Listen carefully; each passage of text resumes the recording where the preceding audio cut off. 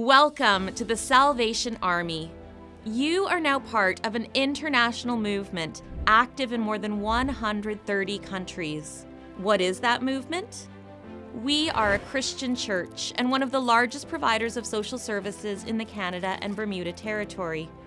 Those thrift stores and Christmas kettles you know so well, they support projects in more than 400 communities across our territory, from shelters to food banks and so much more. We're so glad you've become a partner in the mission of the Army.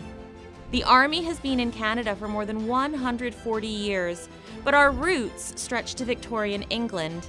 Co-founders William and Catherine Booth saw poverty devastating lives in the East End of London and vowed to do something about it.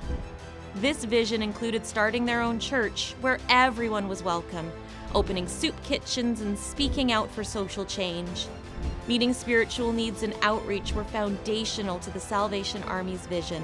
The Army was officially established in Canada in 1882. So, how does Bermuda fit into the picture?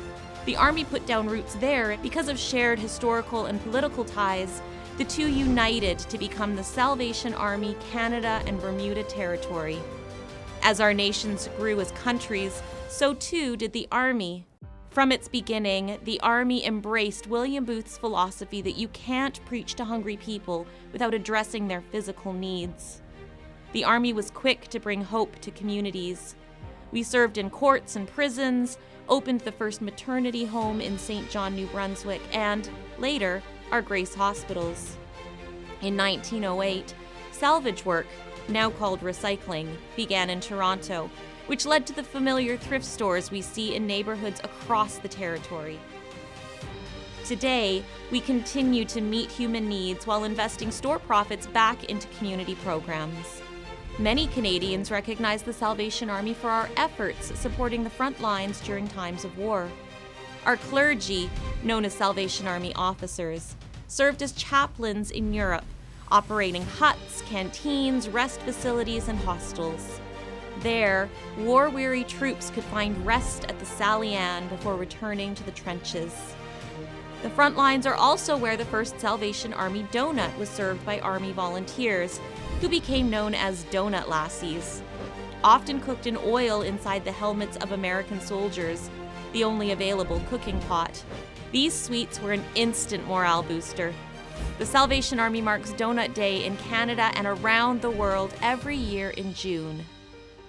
Few symbols are more internationally recognized than the Army's red shield. This beacon of hope first appeared during the First World War. Now an important part of the Salvation Army's brand, it's a reminder that we are giving hope today through our various services. We are grateful for corporate and government partners and deeply value the generosity of the public. We couldn't do it without their support. Our mission statement clearly explains who we are and why we do what we do.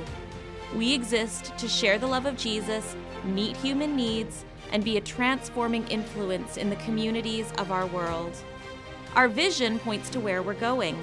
We are an innovative partner, mobilized to share hope wherever there is hardship, building communities that are just and know the love of Jesus.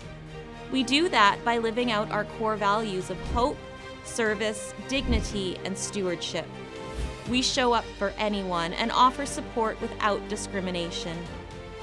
As you engage in the work of the Salvation Army, we pray you will catch that vision of help, hope, and service. We're excited that you have joined us.